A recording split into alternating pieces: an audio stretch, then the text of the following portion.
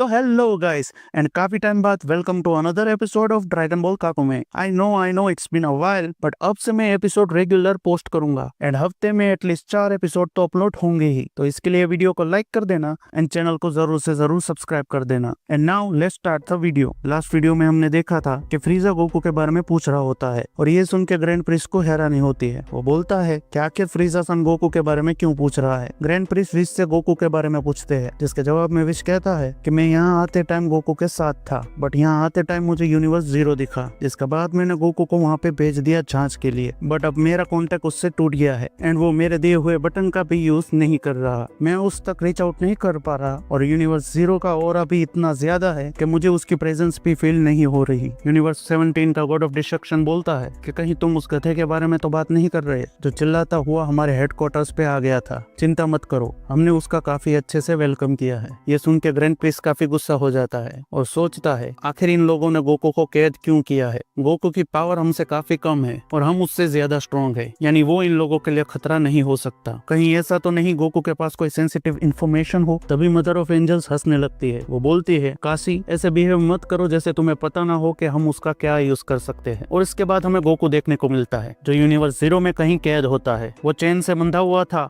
और उसकी हालत काफी खराब होती है। उसकी पूरी बॉडी से खून निकल रहा होता है और वो चिल्ला के बोलता है, तुम सब लोग कायर हो, यहाँ वापस आओ, तुम लोगों को मुझसे क्या चाहिए। फिर गोकू बोलता है कि मुझे माफ करना विश, और वो बेहोश हो जाता है। इसके बाद हम वापस ग्रैंड प्रिंस के पैलेस पे आते हैं, जहाँ ग्रैंड प्रिंस सबसे उनकी डिमांड पूछता है। मैगलेट बोलता है कि ये एंजल्स और गॉड का पूरा सिस्टम खत्म कर दिया जाए और हम ये भी चाहते हैं कि तुम्हारा इंटरफियर करने वाला रूल भी खत्म कर दिया जाए, जो रूल तुम्हें बहुत ही प्यारा है। और इतना बोलते ही मैग्नेट अपनी पूंछ से ग्रैंड प्रिंस की चेयर को गिरा देता है और जैसे ही वो चेयर गिरती है कुसु बहुत ही गुस्सा हो जाती है। वो बोलती है फादर, बट ग्रैंड प्रिंस उसकी तरफ देखता है और कहता है शांत हो जाओ। इसके बाद सभी गॉड्स और एंजल्स ग्रैंड प्रिंस के चारों ओर घूमने लग जाते हैं। सभी पुराने एंजल्स ये देख के ग्रैंड प्रिंस की चिंता करने लगते हैं। वो उसे बचाने ही आने वाले होते हैं, बट ग्रैंड प्रिंस उनको रोक देता है और बोलता है तुम लोग चिंता मत करो। एक गॉड ऑफ डिस्ट्रक्शन बोलता है तुम्हारे इसी इंटरफियर ना करने वाले रूल की वजह से तुम कभी भी कुछ भी नहीं कर पाते, और तुम्हारे इसी सिस्टम की वजह से जब टूर्नामेंट ऑफ पावर में यूनिवर्स खत्म कर दिए गए थे तब साथ में गॉड्स भी इरेज कर दिए गए थे, बट एंजल्स बच गए थे। विलस्प्रिंग बोलता है इतना सब जानने के बाद भी तुम खुद को गाइड कैसे कह सकते हो। फिर ब्रोमेल एकदम से ग्रैंड प्रिंस के सामने आ जाता है और बोलता है बस अब हम ज्यादा खेल नहीं खेलना चाहते, हम चाहते हैं कि सभी चीजें सही से हो। ग्रैंड प्रिंस बोलता है अच्छा, वरना तुम क्या कर लोगे, मुझे ये बताओ तुम कर क्या सकते हो। एकदम से mother of angel grand Prince के सामने आके खड़ी हो जाती है। वो बोलती है एक मल्टीवर्सल वॉर शुरू होने वाली है। ऐसा बोल के वो ग्रैंड प्रिंस की चेयर पे अपना पैर रखती है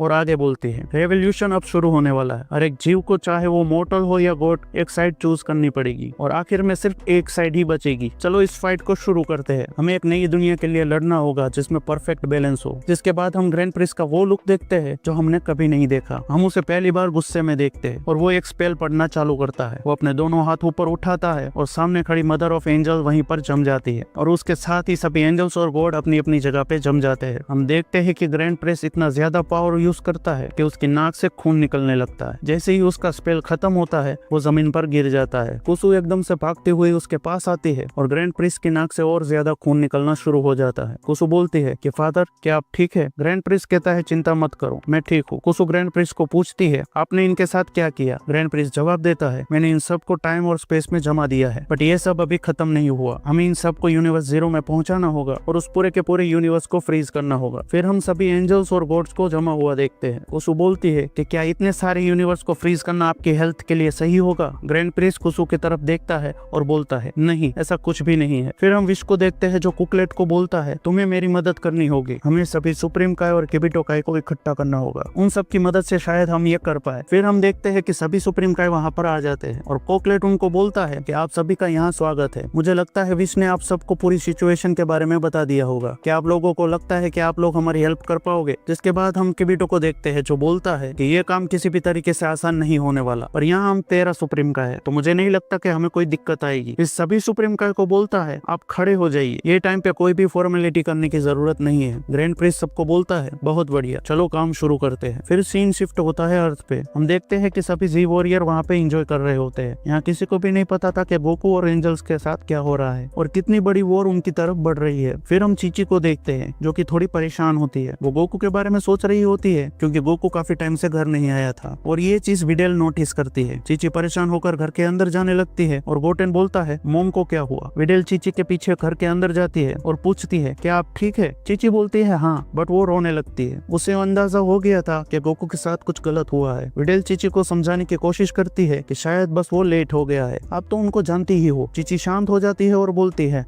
तुम सही कह रही हो। फिर हम गोहान को देखते हैं जो कि तैयार हो रहा था। उसके मसल्स काफी बड़े हो चुके थे, जिसका मतलब है उसने ट्रेनिंग करना शुरू कर दिया था। वो तैयार होकर बाहर जाता है और आसमान की तरफ देख के स्माइल करता है एंड बोलता है आज तो आसमान काफी सुंदर दिख रहा है। फिर वो विडेल के पास जाके उसे बोलता है तो डैड अभी तक नहीं आए। फिर हमें गोटेन और ट्रंक्स देखने को मिलते हैं जो अब काफी बड़े हो चुके थे। गोहान देखता है कि चीची बहुत परेशान है, बट वो जानता था कि वो इसमें कुछ नहीं कर सकता। फिर हम देखते हैं गोहान और पिकलो दोनों ही आसमान की तरफ देख रहे होते हैं। गोहान बोलता है कि वो क्या है एंड इसके साथ हमारा एपिसोड यहीं पे खत्म हो जाता है। तो नेक्स्ट वीडियो के लिए जल्दी से जल्दी इस वीडियो को लाइक कर देना एंड अगर चैनल पर नए हो तो चैनल को सब्सक्राइब भी कर देना। मैं मिलता हूँ तुमसे नेक्स्ट एपिसोड में। बाय।